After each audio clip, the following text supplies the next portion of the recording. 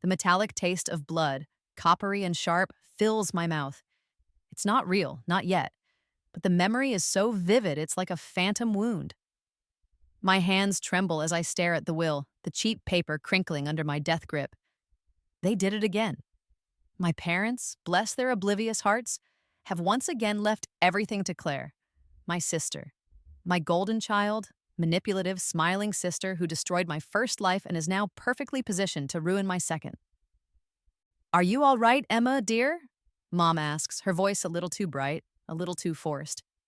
She pats my hand, her touch feather-light, like she's afraid I'll break. Or maybe like she's afraid of what I'll do. I force a smile. Fine, Mom. Just a lot to take in. The lawyer, Mr. Henderson, clears his throat, his office smelling faintly of old paper and the lemon polish his secretary uses too liberally. That musty smell, it's a sensory anchor to betrayal, forever etched in my mind. He drones on about Claire's sole inheritance of the family home, the savings, Dad's modest stock portfolio. Dad, sitting beside Mom, shifts uncomfortably, the scent of his familiar, reassuring cologne. Sandalwood and something crisp like autumn leaves, now mingling with the lawyer's stale office air. A confusing cocktail of comfort and impending doom. He won't meet my eyes. He knows this is wrong. Claire has always been more financially responsible, Dad mutters, a weak excuse that hangs heavy in the air. The lie chokes me. Responsible? Claire, whose idea of financial planning is convincing our parents to fund her latest failed business venture, then weeping prettily until they forgive the debt? My heart hammers against my ribs, a trapped bird desperate for escape. I remember, with a clarity that still steals my breath, the first time this happened. Not this will reading, but the ultimate betrayal. I was 28, on the verge of a breakthrough with my investment firm, a firm Claire had wheedled her way into. Then, darkness. A searing pain, the taste of poison-bitter almonds. I'll never forget it. And then, nothing. Until I woke up, 16 again, gasping for air in my childhood bed. The memories of a full life and a violent death crashing through my teenage brain. I've spent the last 10 years of this second chance trying to be different, trying to sidestep the landmines Claire so expertly laid in my previous path. I've been quieter, less ambitious, careful not to outshine her. I even stumbled upon a scholarship that led me to Dr. Helena Voss, a reclusive genius, my mentor, the only person in this life who sees me, truly sees me. Dr. Voss, who believes in the fire in my mind, not the demure mask I present to my family. The musty smell of the lawyer's office intensifies, and for a moment, I feel the phantom grip of Claire's hand on my arm just before the accident. My stomach churns. Claire, of course, isn't here. She's probably too emotional to attend, leaving our parents to deliver the blow. Her manipulative tactics are already working, have always worked, on our aging, loving, tragically blind parents. They see her vulnerability. I see the predator beneath. The air in the room feels thick, heavy with unspoken words and my own rising panic. I can't let this happen again. I can't. We've also made Claire your guardian, dear. Should anything happen to us, Mom adds, her voice trembling slightly. She knows how to handle these things. The words are like a physical blow. Guardian, Claire, my murderer. My blood runs cold. I feel that metallic taste again, stronger this time. This isn't just about money anymore. This is about survival. I realize with a chilling certainty that my careful, quiet plans to build a new life, a safe life, need to accelerate. Drastically. The familiar scent of Dad's cologne suddenly feels suffocating. I take a slow, deliberate breath, my fingers surreptitiously finding the record button on my phone nestled in my lap. A quiet power move. A tiny piece of control in a situation spiraling out of my grasp. If they won't listen to me, maybe they'll listen to their own recorded words one day. I understand, I say, my voice surprisingly steady. Thank you for explaining, Mr. Henderson. As we're leaving, my phone buzzes. An urgent text. It's from Dr. Voss's assistant. Emma, come to the hospital. Dr. Voss is asking for you. It's serious. My heart plummets. Dr. Voss. The one person who truly sees me, who has become the anchor in this second turbulent life. The world tilts, the scent of lemon polish and old paper swirling into a vortex of dread. Not now, please, not now. The hospital.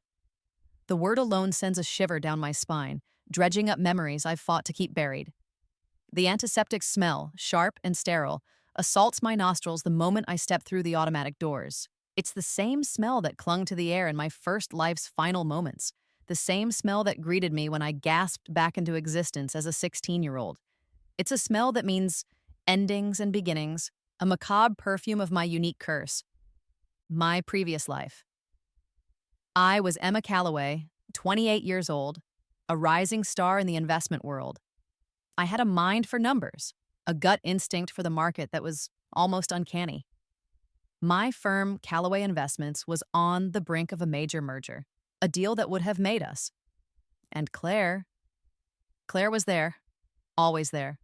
My charming, effervescent younger sister who'd helped out at the office, mostly by distracting me and charming clients. I see it now, of course, she wasn't helping. She was studying me, learning my methods, my contacts, my weaknesses. The memory of the business dinner is hazy, fragmented. Laughter, clinking glasses, a triumphant toast. Then Claire, her smile a little too wide, handing me a drink. To your success, Emma. The drink tasted off. A faint, bitter almond undertone I dismissed as part of the fancy cocktail. Then the burning in my chest, the room spinning, Claire's concerned face morphing into something colder, something calculating as I collapsed. An accident, they called it. A tragic, unexplained allergic reaction. I knew, even as the darkness consumed me, it was no accident. The way her hand tightened on my arm, not in support, but in restraint.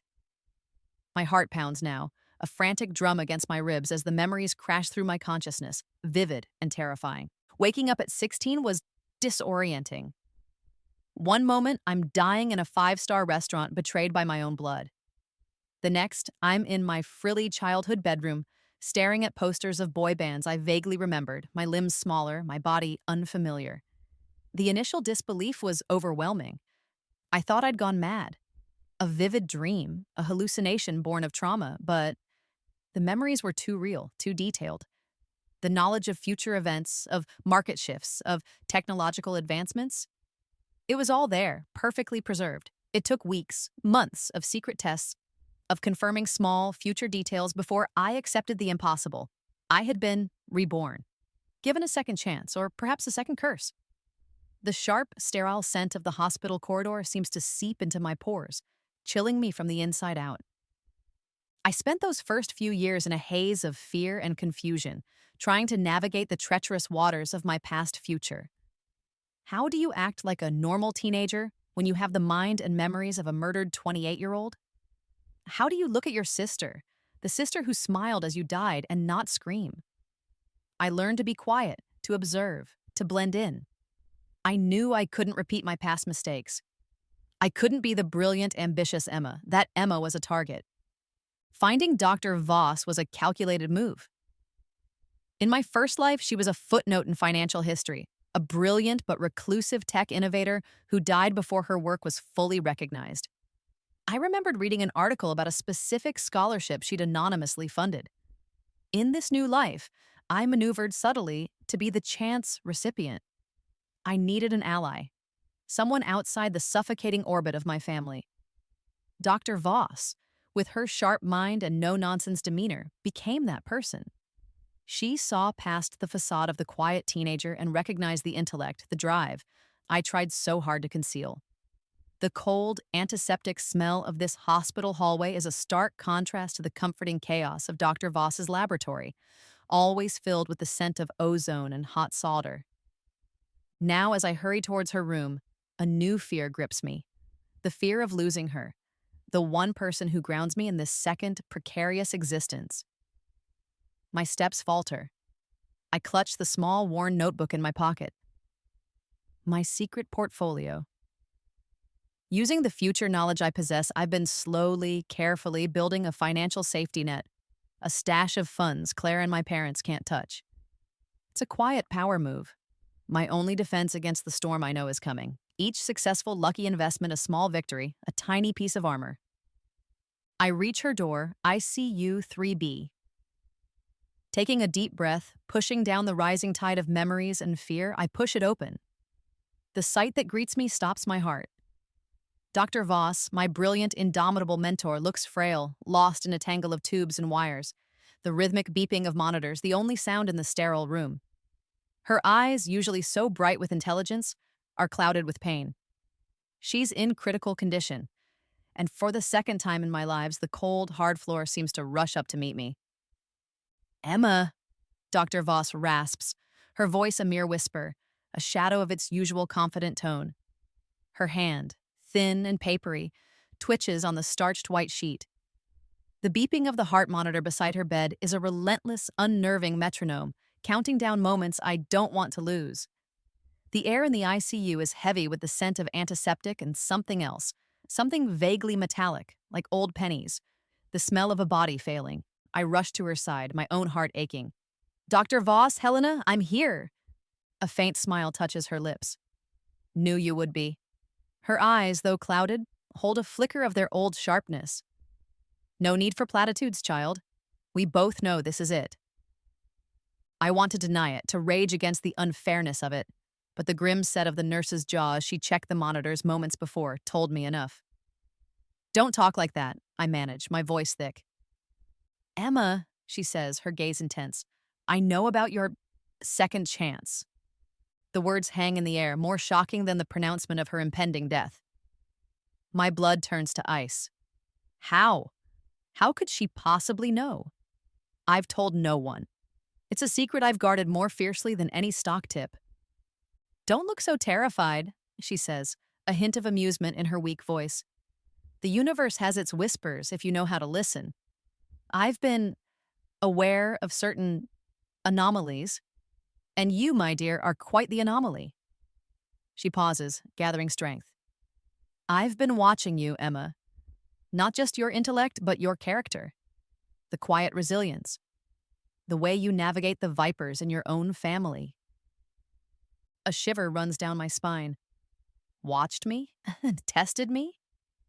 The beeping of the monitor seems to grow louder, more insistent.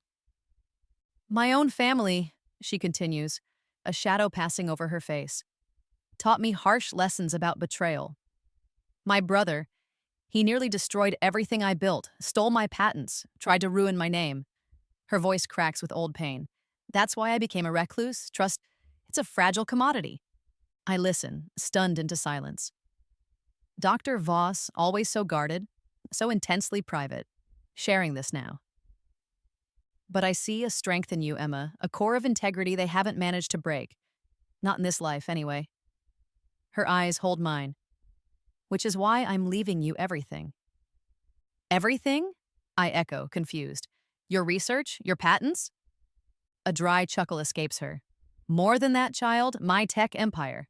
The one I built in secret after my brother's treachery. It's substantial. Around $50 million last I checked. $50 million. The number reverberates in my head, an impossible sum. My mind reels. Me? Her heir? The scent of old pennies and impending loss suddenly feels overwhelming. There's a will, she murmurs, her energy clearly fading. My lawyer, Marcus Thorne, he knows. He'll handle everything, a good man. Trust him. Her hand, frail and cool, finds mine, her grip surprisingly strong for a moment. The beeping monitors seem to fade into the background as I feel the papery thinness of her skin, the slight tremor in her fingers. Use it wisely, Emma. Protect yourself. Power isn't inherently good or evil. It's what you do with it that matters. Her voice drops lower. And be careful of your sister, Claire. There's a desperation in her, a darkness. More than you know. A cryptic warning. Just like the first time. A premonition of danger from the person I should have been able to trust most. I will, Helena. I whisper, my throat tight. I promise. I'll honor your legacy. I'll set up a foundation, fund research, help people the way you helped me.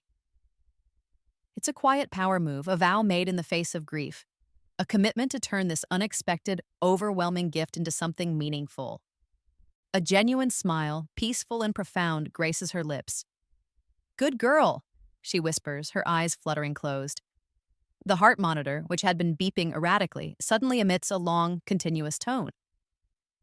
Silence, a profound, echoing silence. The door to the ICU room creaks open. My head snaps up, tears blurring my vision. It's Claire, her eyes, wide and feigning concern, dart from Dr. Voss's still form to me, a predatory glint flickering within their depths. Emma, what happened? What are you doing here, Claire? I ask, my voice flat, devoid of the grief tearing through me. The sight of her, so perfectly poised, even in a hospital, makes my skin crawl. Her sickly sweet perfume, a designer brand I know costs a fortune, probably bought with our parents' money, fills the sterile air, a nauseating counterpoint to the lingering scent of Dr. Voss's passing. It's a smell that always triggers a primal panic in me, a scent inextricably linked to past betrayals. Claire's perfectly shaped eyebrows knit together in an expression of innocent confusion. I heard Dr. Voss was unwell. I came to offer my support. To you, of course. I know how much she meant to you. Her gaze flicks to the still form on the bed, then back to me, sharp and assessing. You were close, weren't you? We were, I say, my tone clipped. I can feel her probing, searching for information, for an angle. My grief is a raw, open wound, and she's circling like a shark. I realize with a sickening certainty that she's been spying on me, tracking my activities, my visits to Dr. Voss. How else would she know to show up now at this exact moment? A flashback, unbidden and sharp, slices through my mind. My first life, a small celebratory dinner after I'd landed a particularly lucrative account for Callaway Investments. Claire had been unusually inquisitive that night, asking detailed questions about my strategy, my projections. I dismissed it as sisterly interest, flattered by her attention. Later, I found out she'd used that information to undercut me with a rival firm, leaking confidential details. That was one of the first major blows, the first time I saw the glint of ruthless ambition behind her charming facade. The sickly sweet scent of her perfume seems to intensify, making my stomach clench. It's just surprising, Claire continues, her voice laced with false sympathy. An elderly woman, a young student. Such an unlikely friendship. She pauses, letting the insinuation hang in the air. And you've been doing so well lately, Emma. Those little investments of yours, remarkably lucky. My blood runs cold. She's noticed. Of course she's noticed. My carefully constructed lucky streak, born of future knowledge, hasn't escaped her attention. My attempts to build a secure future are now painting a target on my back. I have to hide the inheritance from Dr. Voss, at least until I understand the legalities and can secure the funds. This $50 million is a lifeline, but it's also a beacon, attracting the worst kind of attention. Dr. Voss was a mentor, I say, keeping my expression carefully neutral. She guided my studies. I see, Claire says, her smile not quite reaching her eyes. Well, I'm sure her affairs are all in order. The casual way she says it, the underlying current of acquisitiveness, makes me want to scream. Just then, a nurse enters, her expression somber. Miss Callaway, I'm so sorry. We did everything we could. Formalities. The official pronouncement of what I already know. As the nurse deals with the necessary procedures, Claire hovers, a vulture in expensive clothes. You know, she says, her voice dropping to a conspiratorial whisper. There will be questions. About the will, an elderly woman, no close family. People might say she was taken advantage of. There it is. The first stone cast. She's already planting the seeds of doubt, preparing to discredit me, to challenge Dr. Voss's final wishes. The legal complications around the will, I hadn't even considered them, but Claire, with her devious mind, is already several steps ahead. She'll start spreading rumors, painting me as a manipulative gold digger who preyed on a vulnerable old woman. The scent of her perfume is making me dizzy. I have to get out of here. I manage a curt nod and walk away, leaving her in the room with the ghost of my mentor. My mind is racing. I need to contact Marcus Thorne, Dr. Voss's lawyer. I need to understand what's happening, what Claire can do. Back in the sterile corridor, I lean against the cool wall, my breath coming in ragged gasps. The weight of Dr. Voss's gift, her trust, settles on me. I can't let Claire tarnish her memory or steal what she wanted me to have. I pull out my phone, my fingers fumbling as I search for the emergency contact number Marcus gave me. As I'm about to press call, an image flashes on my phone screen. A notification from a private security app Dr. Voss had insisted I install on all my devices. A new file has been uploaded to my secure cloud storage. I tap it open. It's a series of photographs, grainy, long lens shots of me entering Dr. Voss's building, meeting with Marcus Thorne last week. Even one of me sitting alone in a park reading what looks suspiciously like financial reports. My stomach drops. Claire hasn't just been suspicious. She's hired a private investigator. The game has just escalated, and the sickly sweet scent of her perfume feels like a harbinger of a far more dangerous battle to come. My quiet power move of starting to transfer some of Dr. Voss's more liquid assets to newly opened secure accounts this morning suddenly feels utterly inadequate. The private investigator's photos are a cold splash of reality. Grainy, yes, but clear enough to show my movements, my meetings. Clear enough to raise uncomfortable questions. Claire is playing for keeps. The acrid smell of stale coffee grounds seems to emanate from the digital images on my phone, a phantom scent from some dingy surveillance van. It's the smell of my privacy being systematically stripped away. My biggest problem isn't just the photos, it's what they imply. My lucky investments, the ones Claire mentioned, are no longer just a matter of her suspicion. They're about to become data points in an investigator's report. How do I explain my consistent success in volatile markets? How do I justify the almost prescient timing of my trades without revealing the impossible truth of my rebirth? I need believable explanations, plausible strategies, something to counter the narrative Claire is undoubtedly weaving. My heart pounds a frantic rhythm against my ribs. The pressure isn't just coming from Claire. Our parents, bless their naive souls, have started asking questions. "Emma, dear, where did you get the money for that new laptop?" Mom asked last week, her brow furrowed with a mixture of curiosity and concern. "And you seem so worldly these days. Not like our little girl anymore." Each question is a tiny pinprick, deflating my carefully constructed facade. Claire naturally is fanning the flames. "She's so secretive, isn't she?" I overheard her saying to Dad just yesterday, her voice dripping with false concern. It worries me. All this sudden sophistication, and her always holed up with that strange old woman. Every word is a carefully aimed dart, painting me as deceptive, manipulative, selfish. My attempts to warn them about Claire, to show them her true colors, have backfired spectacularly. "You're just jealous of your sister, Emma," Mom had said, her voice tinged with disappointment.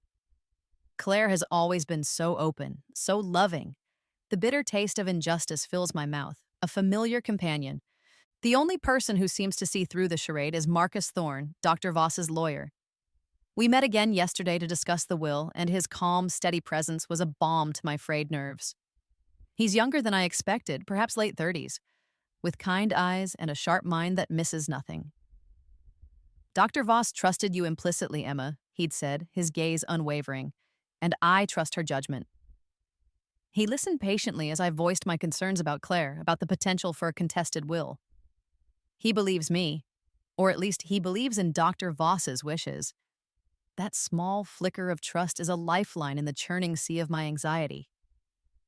I find myself thinking about him more than I should, a dangerous distraction when I need to be focused. The scent of the coffee grounds in the surveillance photos, acrid and bitter, reminds me of the coffee he'd made for me in his office, strong, dark, and somehow comforting. But belief doesn't pay legal fees. The initial retainers to secure Marcus's services and to begin probate are already draining the more accessible funds Dr. Voss left. The bulk of her estate is tied up in complex investments and trusts, a financial fortress that will take time and significant legal maneuvering to unlock. Time I may not have if Claire's investigator uncovers something damning. I need to be proactive. I can't just wait for the axe to fall. The investigator will be looking for patterns, for anomalies, so I'll give him some. I spend a frantic afternoon creating a false trail, leaking information about a fictitious investment group I'm supposedly part of.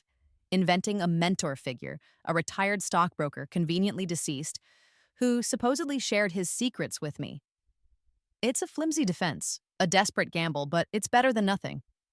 A quiet power move, planting decoys to obscure the truth. The days pass in a blur of anxiety and furtive planning. I jump at every unexpected phone call, every unfamiliar car parked on our street. Sleep offers little respite, my dreams filled with images of Claire's smiling face, her eyes cold and calculating. Then, the call comes.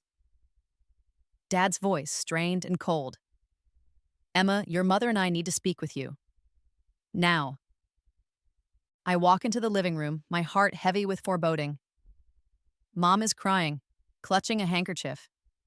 Dad stands stiffly by the fireplace, his face a mask of disappointment. And Claire.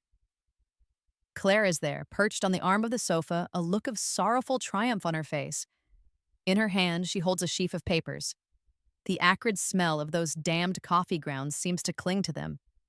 "Emma," Dad begins, his voice trembling with barely suppressed anger. "Claire has shown us some very disturbing things, evidence about your fraud." Fraud. The word hangs in the air, ugly and final. Claire has played her hand. And from the looks on my parents' faces, she's winning.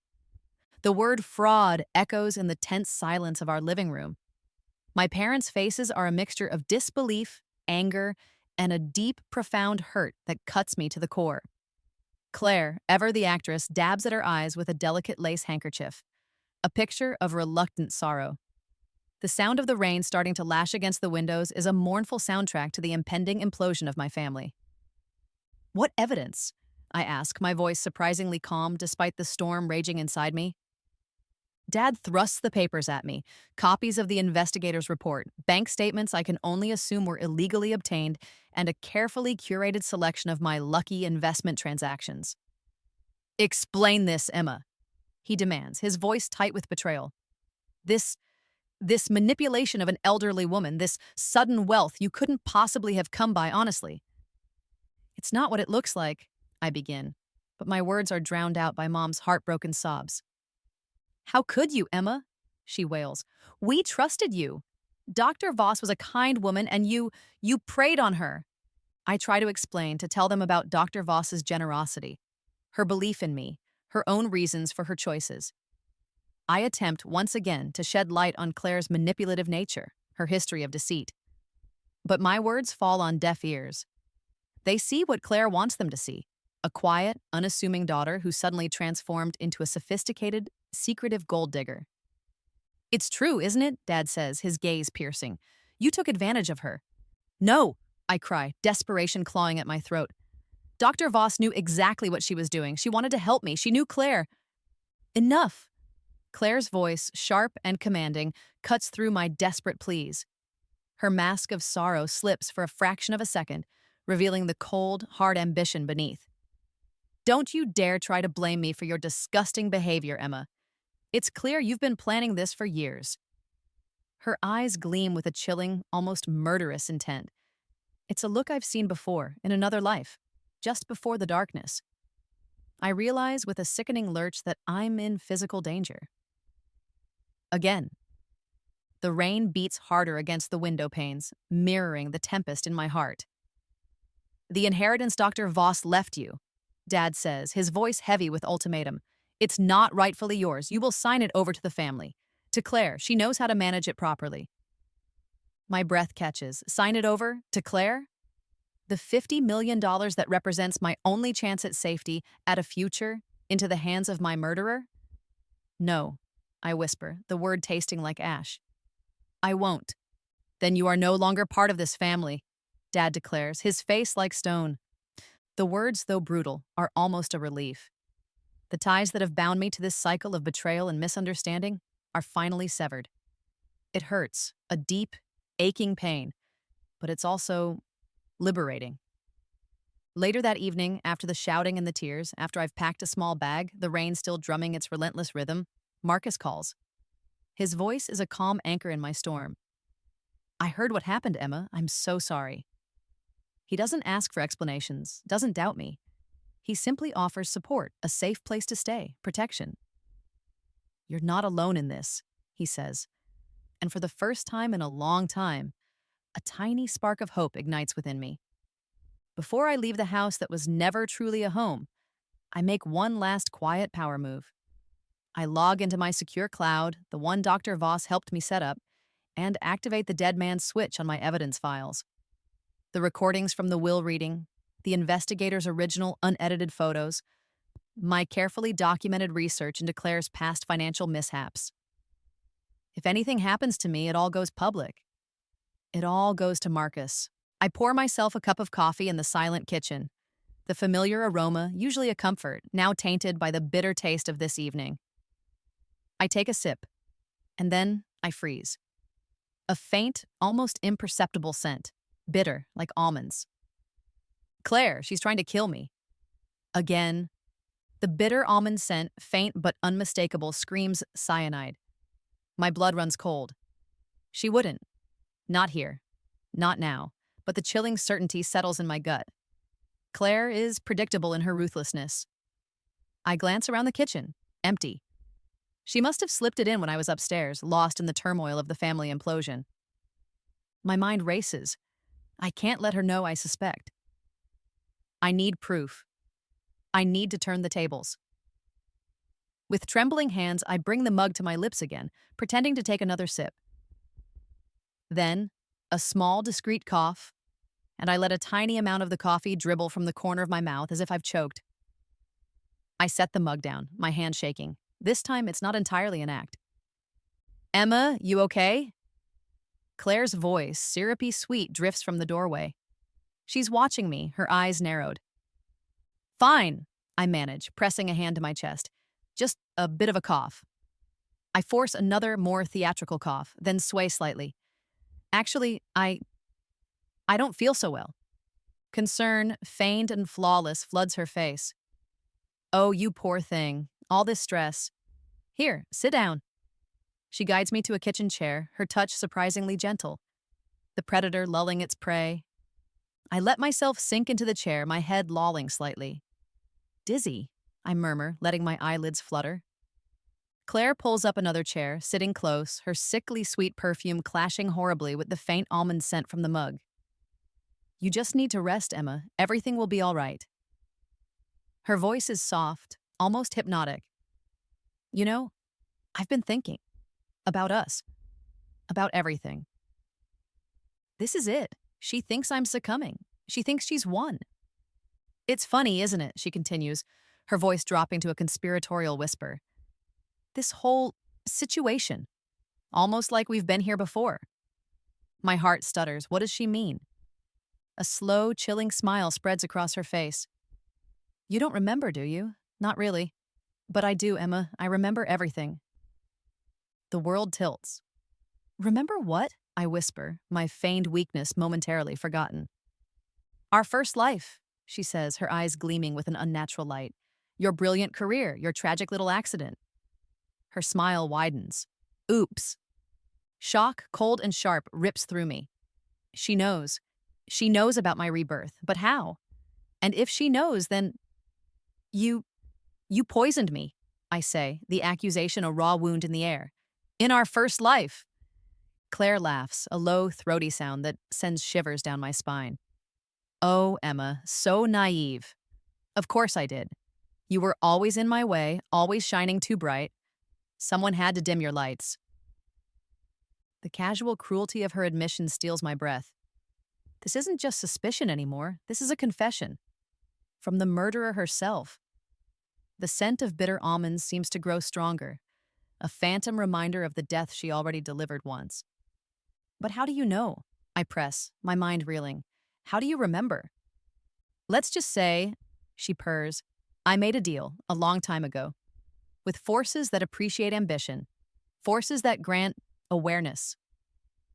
Her eyes flicker, and for a second, I see something ancient and dark reflected in their depths. My carefully constructed plan to feign illness is forgotten.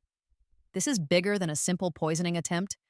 This is a battle I didn't even know I was fighting. A battle of supernatural knowledge, of deals with dark entities. Just as Claire leans in closer, her expression turning predatory, the back door creaks open. Marcus. He'd texted earlier, worried when I didn't answer his calls, saying he was coming by to check on me. His eyes widen as he takes in the scene. Me, pale and slumped in a chair, Claire hovering over me, a triumphant glint in her eyes. "What's going on here?" Marcus demands, his voice sharp. Claire spins around, her composure momentarily shattered. "Marcus! I... Emma wasn't feeling well, but it's too late." He saw her face, he heard her tone. And, unbeknownst to Claire, my phone, resting on the counter, has been recording everything since I first suspected the poison. A quiet power move, my digital witness. The tiny camera in the smoke detector Dr. Voss insisted I install, another layer of protection. Every word, every chilling admission captured. Realization dawns on Claire's face, the setup, the recording. Her eyes narrow into slits of pure fury. "You bitch," she snarls, lunging not for the phone but for me. Claire's attack is sudden, vicious. She moves with a speed that's almost inhuman, her nails like claws aimed at my face. Instinct takes over. I shove my chair back, a surge of adrenaline, or something more, coursing through me. It's not just adrenaline. It's a strength I didn't possess in my first life, a latent power that seems to have awakened with my rebirth. I block her incoming blow, my arm surprisingly strong, the impact jarring. The kitchen, moments ago a stage for quiet menace, erupts into chaos. Claire snarls, a primal sound, and lunges again. This time, as I sidestep, I feel a strange coolness in the air, a subtle shift in the shadows around her. The lights flicker. The shadows in the corners of the room seem to deepen, to stretch, to coalesce around her like living things. Her dark powers. Dr. Voss's warning echoes in my mind. A desperation in her, a darkness. More than you know. "You think you're so clever, don't you?" Claire hisses, her eyes glowing faintly in the dimming light. The shadows writhe around her arms, forming into tendril-like whips. "You and your pathetic little recordings." One of the shadow tendrils lashes out, fast as a striking snake. I yelp, ducking just in time. It cracks against the wall where my head had been, leaving a dark, smoking score mark. This is beyond anything I could have imagined. My rebirth didn't just give me memories. It gave me something else, a fighting chance, a nascent ability I'm only just beginning to understand. The metallic taste of adrenaline floods my mouth, sharp and coppery, the same taste I'd imagined at the lawyer's office, now terrifyingly real. Marcus shouts my name, trying to intervene, but another shadow tendril whips out, blocking his path, a dark, shimmering barrier. "Stay out of this, lawyer!" Claire shrieks, her voice distorted, layered with an unnatural resonance. The lights flicker again, then die completely, plunging the kitchen into near darkness, illuminated only by the faint, eerie glow emanating from Claire and the writhing shadows around her. I can feel my own power responding, a warmth spreading through my limbs, a heightened awareness of my surroundings. I can see her, even in the dark, her silhouette outlined by a faint, malevolent aura. I can sense Marcus, his fear, his protective instinct. "You won't win, Claire!" I shout, my voice surprisingly steady. "It's over!" I use my newfound strength, not to attack, but to evade, to protect. I dodge another lash of shadow, the wind of its passage cold against my skin. My quiet power move, to use these strange new abilities for defense, not aggression. Suddenly, the wail of sirens cuts through the night. Red and blue lights flash through the kitchen window, casting stark, dancing shadows. Marcus must have called them when he first entered. Claire freezes, her head snapping towards the sound. The distraction is all I need. I lunge, not at her, but at the counter, grabbing the phone, my digital witness. The police burst in, guns drawn, flashlights cutting through the darkness. "Police! Don't move!" The sudden influx of light and authority seems to disrupt Claire's control over the shadows. They flicker, retracting slightly. For a moment, she looks almost normal, just a young woman caught in a compromising situation. "She attacked me!" Claire screams, pointing a trembling finger at me. "She's crazy! She tried to poison me!" But Marcus is already talking to the officers, his voice calm and authoritative, explaining what he saw, what he heard. And I have the recording, the evidence. My voice, clear and steady, plays from my phone, Claire's chilling confession echoing through the now brightly lit kitchen. "Of course I did. You were always in my way." Our parents rush in, drawn by the commotion, their faces etched with horror and disbelief as they witness the scene, their kitchen in disarray, one daughter surrounded by shadows, the other holding a phone playing a murderer's confession. They finally see. They finally understand the true nature of their daughters. Claire's face contorts in a mask of rage and desperation. The officers move to apprehend her, but before they can reach her, she lets out a piercing shriek. The remaining shadows around her solidify, wrapping around her like a cloak. And then, with a sickening lurch, she dissolves into the darkness, vanishing before our eyes. Escaped! Claire, with her dark powers, has escaped custody. The metallic taste of adrenaline is now mixed with the bitter tang of fear. This isn't over. It's only just begun. The house feels strangely empty now, yet charged with a lingering, malevolent energy. Claire is gone, vanished into the shadows, but her presence looms larger than ever. I know, with a certainty that chills me to the bone, that she won't stop.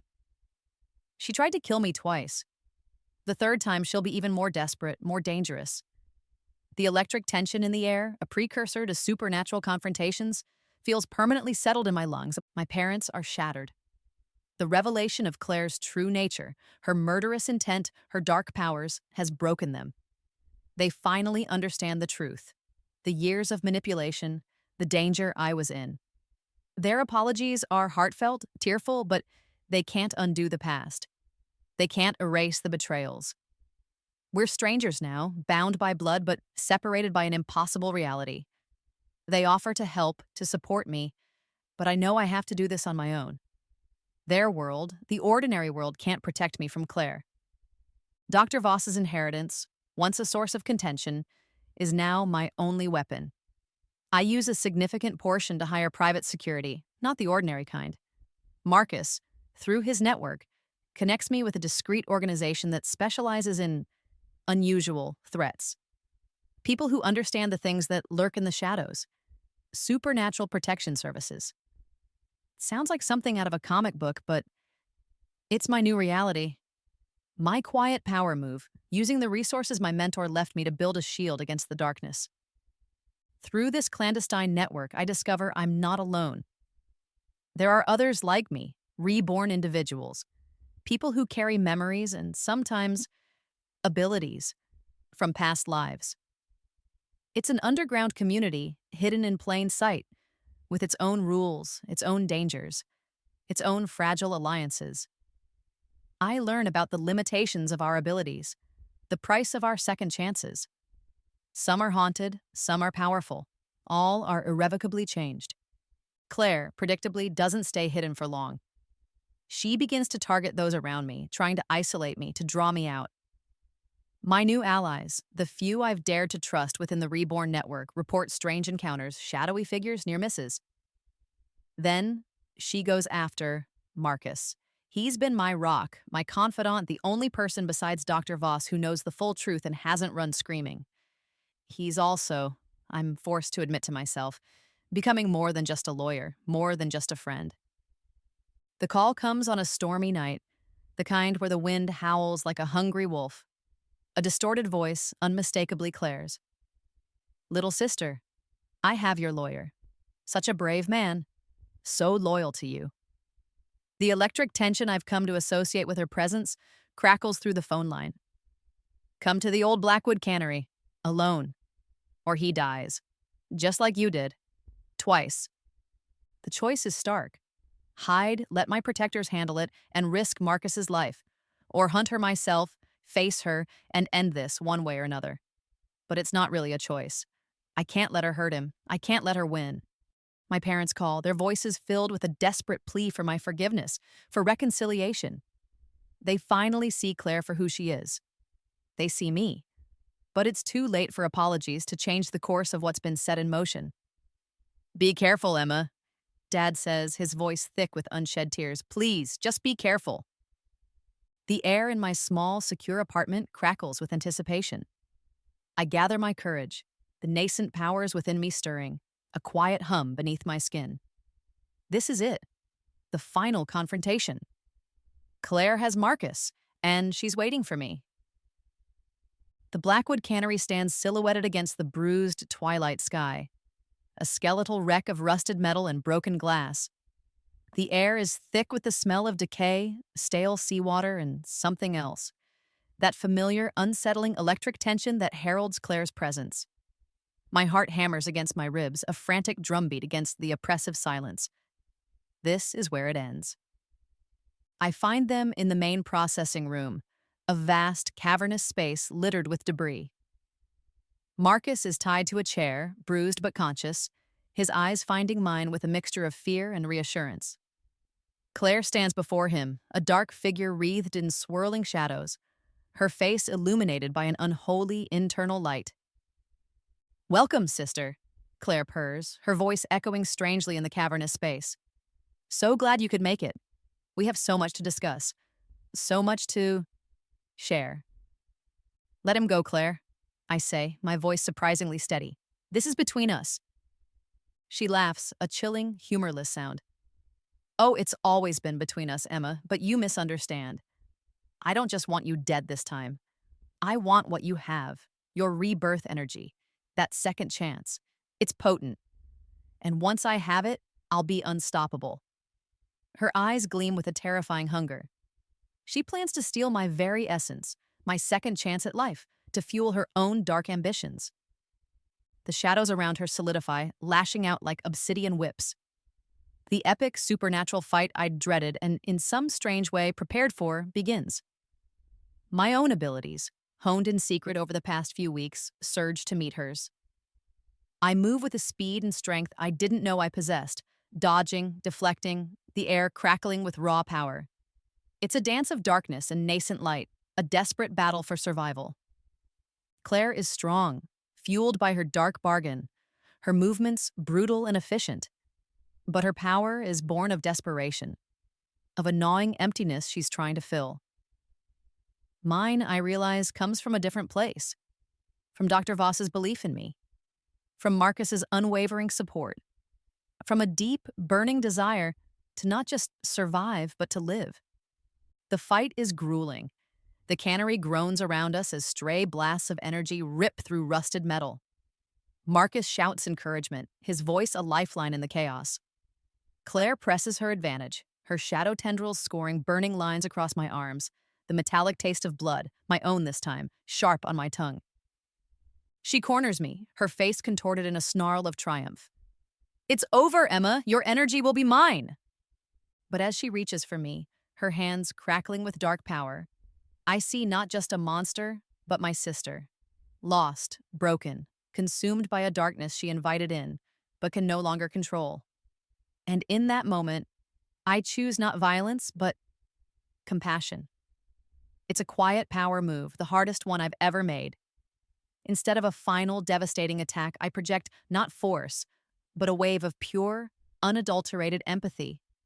A plea for the sister I once knew, the sister who might still be buried beneath the layers of darkness. The effect is astonishing.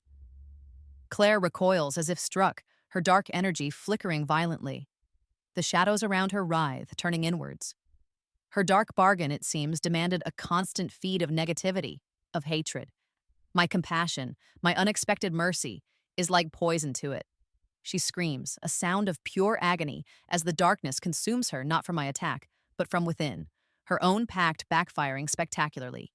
At the last moment, as the shadows threaten to obliterate her entirely, I reach out, not with power, but with a simple human touch. "Claire," I whisper, "it doesn't have to be this way." Something in her eyes shifts, a flicker of the girl she once was. The consuming darkness hesitates, then recedes, leaving her gasping, broken, but free. The cycle, the endless loop of betrayal and death is finally broken. Not by vengeance, but by a forgiveness I didn't know I possessed. The aftermath is quiet, subdued. The authorities take Claire, no longer a shadowy phantom but a fragile human woman, into custody. Marcus is safe. My parents, when they arrive, don't offer platitudes but a true, aching understanding. The inheritance they once coveted is now meaningless compared to the fragile hope of healing. The true inheritance, I realize, is the love, the understanding, that's finally, painfully, beginning to bloom. In the months that follow, life settles into a new rhythm. Using Dr. Voss's fortune, I established the Helena Voss Foundation, dedicated to funding research into ethics in technology and supporting individuals who've experienced profound trauma and unusual circumstances. A nod to the reborn, to those like me. The warm sunlight streaming through the large windows of the Foundation's office feels like a benediction, a promise of brighter days. Marcus is by my side, our relationship deepening from shared crisis into a true partnership, built on trust and a profound understanding of the strange paths our lives have taken. I even begin to use my abilities no longer a secret to be hidden, but a gift to be shared, helping other supernatural individuals navigate their own rebirths, their own powers. One afternoon, a young teenager sits across from me in my office, her eyes wide with the same fear and confusion I once felt. She's newly reborn, lost, terrified. I offer her a smile, a cup of tea, and the words Dr. Voss once offered me. I know this is overwhelming, but you're not alone. This, I realize, is the legacy I was meant to create. Not one of vast wealth or corporate power, but one of healing, of understanding, of offering a guiding light to those who, like me, have been given a second chance in the shadows. This is the inheritance I truly deserved, the one I forged myself, a legacy of hope,